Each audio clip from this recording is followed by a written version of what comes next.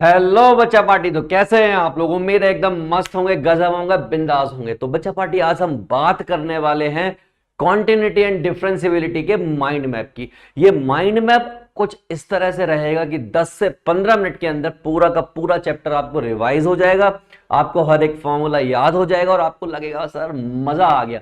यानी एक short revision in with in 10 to 15 minutes. और साथ ही साथ मैं आपको एग्जांपल भी बताऊंगा और आपको यह भी बताऊंगा कि एनसीईआरटी से कौन से क्वेश्चन सबसे ज्यादा इंपॉर्टेंट है जो आपको करने चाहिए, जो कि एग्जाम में आपको मिल जाएंगे। राइट बच्चा पार्टी? तो चलिए स्टार्ट करते हैं, देखते हैं क्या जरूरी है। तो सबसे पहली बात मैं आपको करना चाहता हूं कमाल के काम की लिस्ट। पहली लिस्ट क्या है आपको पता होना चाहिए, formula x to the power n का डिफरेंशिएशन होता है n x n माइनस 1। इसी तरीके से यहां पर कोई भी पावर आ जाए, कोई भी पावर, 100 पावर भी आ गई तो आप क्या करेंगे, 100 को आगे ले आएंगे, x की पावर 99 रह जाएगी, यानी एक पावर कम हो जाएगी। अगला है x की पावर क्या होता है, 1 होता है, 1 होता है, इसका मतलब 1 आगे आएगा और x की पावर क्या रह जाएगी, 0। और एनीथिंग पावर 0 क्या होता है, 1 होता है, इसका मतलब 1 इंटू 1 क्या हो गया, 1 हो गया, जो कि आपको यहां पर सामने साफ दिख रहा है। रूट एक्स, भाई साहब याद करने वाली बात है कि 1/2 root X will be the answer of root X, right. इसी तरीके से 1/x minus 1/x square E to the power X, इसको बोलते हैं चिकना घड़ा। जैसा है वैसा ही रहता, चाहे इंटीग्रेशन करो चाहे डिफरेंशिएशन करो। A to the power x, question आएगा 5 की पावर एक्स क्या होगा, तो हम लिखेंगे 5 की power x log e of 5। तो इसी तरीके से a to the power x आप देख रहे हैं, log x का डेरिवेटिव 1/x। जैसे कि एग्जांपल के तौर पर कोई आपसे पूछ बैठे कि भाई साहब ये बताइए log x का, तो हमें क्या मालूम है कि 1/x होता है, लेकिन लोग क्या पूछ लेंगे कि यहां पर x स्क्वायर हो तो क्या होगा। मैंने कहा बहुत सिंपल है, ये 1/x स्क्वायर इसकी तरह ही होगा। इसका करते तो 1 आता है, यहां पे इसका करेंगे तो 2x आएगा। इसका मतलब फाइनल आंसर हो गया कुछ ये, और इसको और काट देंगे तो हो गया ऐसा कुछ। इसी तरीके से आपको क्वेश्चन करना होता है। वापस चलते हैं, वापस पहुंचे हम, तो अब हमने देखा कि भाई log x का 1/x हो गया। log x की पावर जो है डिग्री है, इस पर ये पावर नहीं है, ये डिग्री है, और x डिग्री के केस में होता है π/180 x डिग्री, इसका डिफरेंशिएशन। अब आगे बढ़ते बढ़ते कुछ और काम की लिस्ट हमें पढ़नी चाहिए, काम की बात बहुत जरूरी होती है। इधर आइए, ट्रिग्नोमेट्रिक फंक्शन की बात करते हैं। ट्रिग्नोमेट्रिक फंक्शन में सबसे काम की चीज होती है ट्रिग्नोमेट्री के डिफरेंशिएशन, हमें सीधा पता हो। आप देखेंगे इधर sin x का डिफरेंशिएशन क्या होना चाहिए, cos x होना चाहिए, और cos x का माइनस sin x होना चाहिए। tan x का sec स्क्वायर x और cot x का माइनस cosec स्क्वायर x, यानी कि माइनस का साइन यहां पर आना स्टार्ट हो जाता है, cos के केस में, cot के केस में और cosec के केस में। sec का sec x tan x और आपका cosec का cosec स्क्वायर x, यानी कि cosec x और cot x with negative sine, right. अब अगली लिस्ट पर चलते हैं, लिस्ट नंबर 3 पर। ये इनवर्स ट्रिग्नोमेट्रिक फंक्शन है। इनवर्स ट्रिग्नोमेट्रिक फंक्शन मतलब साइन इनवर्स का, cos इनवर्स का, tan इनवर्स का, cot इनवर्स का और sec इनवर्स का, cosec इनवर्स का। सबसे पहले साइन इनवर्स, 1/रूट में 1 minus x square, same to same cos की फॉर्म में लिख दीजिए, बस क्या होना चाहिए, माइनस साइन लगा दीजिए। tan इनवर्स का भाई साहब 1/रूट में 1 प्लस एक्स स्क्वायर, और सेम टू सेम कॉट की फॉर्म में लगा दीजिए, लेकिन माइनस का साइन लगाना ना भूलें। फिर सेक की बात करते हैं, सेक इनवर्स क्या होगा, उसका डेरिवेटिव क्या होगा, तो वो होगा 1/x in mod of root में 1 माइनस एक्स स्क्वायर। और कॉसेक इनवर्स के केस में सेम लगाइए, माइनस का साइन बाहर लगा दीजिए। हमने क्या सीखा, हमने भाई साहब ये सीखा कि जिंदगी के किसी मोड़ पर कॉस मिल जाए, सेक मिल जाए, सॉरी कॉसेक मिल जाए, या फिर आपको कॉट मिल जाए, इन सबके केस में माइनस का साइन आता है, और बाकी के जो ओरिजिनल होते हैं वो साइन का यहां के, सेक का यहां पर और टेन का यहां पर लिख देना होता है। दैट्स इट, ठीक है भाई। आगे बढ़ते हैं, तीसरी लिस्ट काम की सीख ली, यानी पहली लिस्ट, दूसरी लिस्ट, तीसरी लिस्ट। अब हम चल रहे हैं चौथी लिस्ट के पास, यानी कि बहुत ज्यादा काम की चीज है जो आपको पता होना चाहिए। तो हमारा अगला रूल है, उसको बोलते हैं प्रोडक्ट रूल। जब दो फंक्शन मल्टीप्लाई में आ जाए तब क्या करना होता है, मैं आपको एग्जांपल करके दिखाता हूं। एग्जांपल आपको बहुत हेल्प करेगा। कैसे करेगा, मैंने कहा कोई फंक्शन है फर्स्ट इंटू सेकेंड, मैंने एक को फर्स्ट माना एक को सेकंड माना, अगर मैं इसका डेरिवेटिव कर रहा हूं तो first dy dx second minus plus second dy dx first, ये आपका प्रोडक्ट रूल हो गया। क्वेश्चन आ गया, मान लीजिए क्वेश्चन आ गया y is equal to x into sine x. एक को फर्स्ट मान लिया, इसको सेकंड मान लिया। किसी को भी फर्स्ट मान सकते हो, किसी को भी सेकंड मान सकते हो, यहां पर कोई किसी तरह की लिमिटेशन नहीं है। भाई साहब उठा के इसमें रख दो, हमने रख दिया इसमें फटाफट से। ये कितना आ गया, cos x आ गया, ये यहां पर cos x आ गया और ये आपका x आ गया। आगे वाला सेम रखना होता है, इसका डेरिवेटिव क्या हो जाएगा, माइनस का साइन एक्स हो जाएगा। ये वाला सेम रखना होता है, इसका डेरिवेटिव क्या होता है, 1 होता है। फाइनली आंसर क्या आ गया, minus x sine x plus cos x. ऐसे ही करना होता है, हर एक क्वेश्चन को आप टकाटक करते जाओगे। चलिए आगे बढ़ते हैं। तो ये हो गया आपका प्रोडक्ट रूल। अब अगर क्वेश्चन आ जाए कोसेंट रूल का, यानी कि ऊपर और नीचे यानी डिवाइड में क्वेश्चन आने लगे, तो ये रहा आपका कोसेंट रूल। लगभग सेम होता है, लेकिन मैं तो आपको बताऊंगा कैसे करना होता है। मैंने कहा बहुत आसान है। ये देखिए, मान लीजिए क्वेश्चन आ गया, यानी कि फॉर्मूला तो ये होता है जो मैं आपके सामने लिख रहा हूं, y dash equal to second. ध्यान से देखिएगा, थोड़ा सा अंतर होता है उसमें और इसमें। फर्स्ट माइनस फर्स्ट, देखो पहली बात तो यहां पर माइनस का साइन होता है। दूसरी बात, यहां फर्स्ट की जगह सेकंड और सेकंड की जगह फर्स्ट होता है और नीचे आता है सेकंड का स्क्वायर। क्वेश्चन रख देता हूं मैं आपके सामने। मान लीजिए क्वेश्चन है x अपॉन e की पावर x। ऊपर वाले को हमेशा फर्स्ट मानेंगे और नीचे वाले को हमेशा सेकंड मानेंगे। प्रोडक्ट रूल की तरह आप यहां पर ऐसा नहीं कर सकते कि किसी को भी फर्स्ट मानो और किसी को भी सेकंड मानो।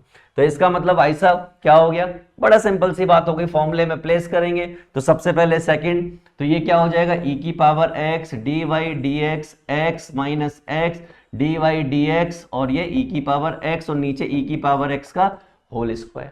तो भाई साहब सॉल्व किया तो क्या हो गया, ये सेम रहा, इसका 1 हो गया, ये सेम रहा, इसका यही रहता है अपॉन में, ये 2x हो गया, e की पावर x कॉमन ले लिया तो यहां पर क्या बच गया, 1 माइनस एक्स अपॉन में e की पावर 2x, एक से एक कट गया तो 1 माइनस एक्स अपॉन e की पावर x डेरिवेटिव आ गया दिस पर्टिकुलर क्वेश्चन का। तो कोसेंट रूल इस तरीके से आप अप्लाई करोगे। भाई ठीक है, समझ में आ गया, कोसेंट रूल ऐसे अप्लाई कर लेंगे। ठीक, मैं आपको एक और इंपॉर्टेंट बात बताना चाहता हूं। इसी तरीके से अगर आप बाकी के माइंड मैप चाहते हो तो भाई साहब डिस्क्रिप्शन में जाओ, माइंड मैप मिल जाएंगे, वहां पर आपको लिंक मिलेगा, लिंक से आप माइंड मैप यूज कर सकते हो। चलो आगे की बात करते हैं। अब आती है अगली पैरामेट्रिक फॉर्म। पैरामेट्रिक फॉर्म का मतलब होता है एक्स का फंक्शन अलग दे रखा होता है और वाई का फंक्शन अलग दे रखा होता है। एक्स का फंक्शन मान लीजिए टी की फॉर्म में दे रखा है और वाई का फंक्शन टी की फॉर्म में दे रखा होता है, लेकिन आपको जो आंसर लाना होता है वो d y over d x ही लाना है, यानी कि सेम उसी फॉर्म में जो ओरिजिनल आप क्वेश्चन करते आए हो उसी फॉर्म में चाहिए। करना क्या है, एक्स का टी के रेस्पेक्ट में डिफरेंशिएट करो, वाई का टी के रेस्पेक्ट में डिफरेंशिएट करो और एक्स वाला नीचे रखो और वाई वाला ऊपर रखो। क्वेश्चन वाला अक्सर गलती कराता है, आपको अकॉर्डिंग टू फॉर्मूला वाई वाला ऊपर रखना होता है और एक्स वाला नीचे रखना होता है। हमारा थॉट प्रोसेस ये होता है जो पहले होगा उसको ऊपर रखेंगे, जो बाद में होगा उसको नीचे रखेंगे, लेकिन क्वेश्चन वाला हमेशा उल्टा देता है, एक्स वाला पहले देगा और वाई वाला बाद में देगा, ताकि आप एक्स वाला ऊपर रख दो वाई वाला नीचे रख दो और गलत कर दो क्वेश्चन।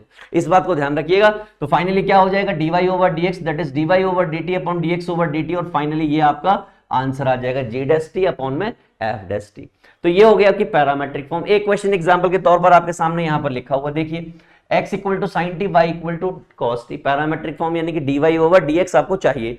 आपने x का डेरिवेटिव किया तो d x upon d t, sine का derivative cos t, cos t का डेरिवेटिव किया तो d y over d t, cos t का माइनस साइन टी। अब क्या करना है, ऊपर नीचे रख दीजिए, यानी वाई वाला वाई का डेरिवेटिव ये ऊपर आ गया और ये वाला नीचे आ गया। सॉल्व किया तो क्या आ गया, माइनस का कॉट टी। टक, पैरामेट्रिक फॉर्म।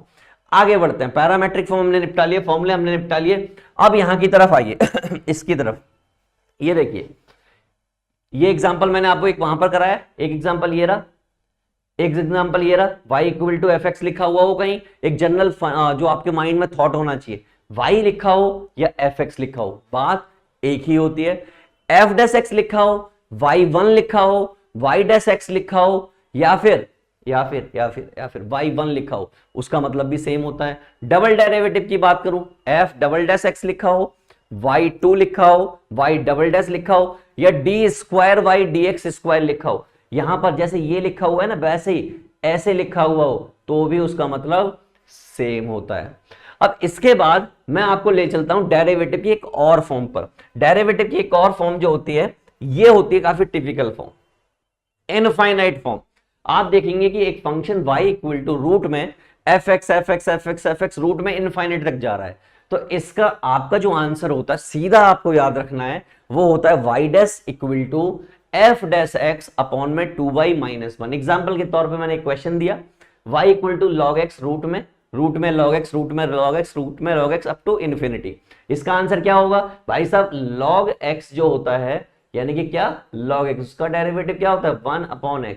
तो यहां पर इसकी जगह पर 1 अपॉन x आ गया, नीचे 2y minus 1, that's it answer. दूसरी फॉर्म ऐसी होती है ऊपर की तरफ बढ़ रहा होता है fx, इसके फॉर्म में डेरिवेटिव क्या होगा भाई साहब f dash x y square f dash x upon में f dash x sorry fx bracket में 1 माइनस y log fx। ये क्वेश्चन दे रखा है, इसको अगर इस फॉर्म में लिखेंगे तो y dash equal to y square that is x का डेरिवेटिव, फंक्शन क्या x उसका डेरिवेटिव 1, यहां पर 1 माइनस 1 और ये आपका log x, that's it, this is your answer. ये तो बात थी डिफरेंशिएशन की। इंपॉर्टेंट क्वेश्चन भी बताऊंगा लेकिन उससे पहले मैं आपको कॉन्टिन्यूटी भी बताना चाहता हूं। आइए कॉन्टिन्यूटी पर चलते हैं। कॉन्टिन्यूटी तीन चीजों पर डिपेंड होती है, LHL यानी left hand limit, RHL right hand limit, और एक जो पर्टिकुलर पॉइंट होता है वो। जिस दिन ये तीनों बराबर हो जाएं और डिफाइन हो उस दिन कॉन्टिन्यूटी डिफाइन होती है, अदरवाइज नहीं होती है, अदरवाइज क्या बोलेंगे डिसकॉन्टिन्यूअस। आइए तो हमने क्या लिखा, यहां पर लिखा है भाई साहब, हमने क्या लिखा LHL बराबर है RHL बराबर है f of a, that is what define. अगर इतना आपने फिट कर लिया तो बस आपको बाकी तो लिमिट पता होनी चाहिए, और लिमिट के कुछ रूल मैं आपको बता देता हूं। अगर sine of x sine x upon में x लिखा हो और लिमिट जो है एक्सटेंड कर रही हो जीरो को, या फिर x अपॉन में साइन x लिखा हो लिमिट एक्सटेंड कर रही हो जीरो को, तो दोनों क्या होते हैं 1 होते हैं। 10 के केस में अगर मैं बात करूं लिमिट एक्सटेंड्स टू जीरो हो और 10x अपॉन x हो या x अपॉन 10x हो तो भी वो 1 होते हैं। एक और बात जो मैंने यहां पर नहीं लिखी है वो भी मैं बता देता हूं, अगर लिमिट एक्सटेंड्स टू जीरो हो और 1 minus cos 2x upon x square लिखा हो, क्या लिखा हो 1 minus cos 2x upon x square, तो ऐसे केस में 1 अपॉन 2 उसका आंसर होता है। This is all about continuity. Differentiability एक और चीज है, इसको और देखते हैं। आइए यहां पर देखिए, डिफरेंशिएबिलिटी के केस में लेफ्ट हैंड लिमिट बराबर होनी चाहिए राइट हैंड लिमिट डेरिवेटिव के, यानी left hand derivative equal to right hand derivative equal to define. इसमें f ऑफ a नहीं आता कॉन्टिन्यूटी की तरह, क्या आता है सिर्फ डिफाइन होना चाहिए, इसके अलावा कुछ और नहीं होना चाहिए। तो भाई साहब ये रहा फॉर्मूला आपके सामने, क्या करोगे, तो भाई साहब लिमिट लेफ्ट हैंड डेरिवेटिव और राइट हैंड डेरिवेटिव को इक्वल करना है। इसमें क्या करना होता है, एक बार प्लस में लेना होता है, एक बार माइनस में लेना होता है। आपने प्लस में लिया तो a प्लस एच आएगा और माइनस में लिया तो a माइनस एच आएगा। ध्यान रहे यहाँ पे प्लस एच होता है डिनोमिनेटर में, यहाँ पर माइनस एच होता है जब लेफ्ट हैंड डेरिवेटिव को हम सॉल्व करते हैं। और दोनों बराबर होने चाहिए, दोनों क्या होने चाहिए, इक्वल होने चाहिए। एक और इंपॉर्टेंट बात, जो डिफरेंशिएबिलिटी है उस पर क्वेश्चंस आपकी एनसीईआरटी में गिना चुना एक आध क्वेश्चन कहीं पर पड़ा हुआ है, लेकिन कॉन्टिन्यूटी पे कई सारे क्वेश्चन और एग्जाम में देखने को मिल जाता है। डिफरेंशिएबिलिटी पे एक आधे क्वेश्चन और एक आधे देखने को मिल जाता है, लेकिन डिफरेंशिएशन पे तो भाई अथाह क्वेश्चन है। अब अथाह क्वेश्चन में से आप कौन से करोगे, क्योंकि आपके पास तो टाइम नहीं है, बिजी आदमी हो आप लोग, तो हम क्या करेंगे, हम आपको बताएंगे वो इंपॉर्टेंट क्वेश्चन जो आपको करने हैं। आ जाइए 5.1 की अगर मैं बात करूं तो 24th क्वेश्चन, 26th क्वेश्चन और 30th क्वेश्चन, ये बात है कॉन्टिन्यूटी की, क्योंकि 5.1 क्या है, कॉन्टिन्यूटी है। इंपॉर्टेंट क्वेश्चन आपको बता दिए। 5.2 में पांचवा और छठा क्वेश्चन कर लेना है। 5.3 में 4, 7, 10, 13 कर लीजिए और 14, 15 कर लीजिए। 5.5 में 2, 7, 9, 14 कर लीजिए, 15 कर लीजिए। 5.6 में 6, 7, 8, 10, 11 कर लीजिए।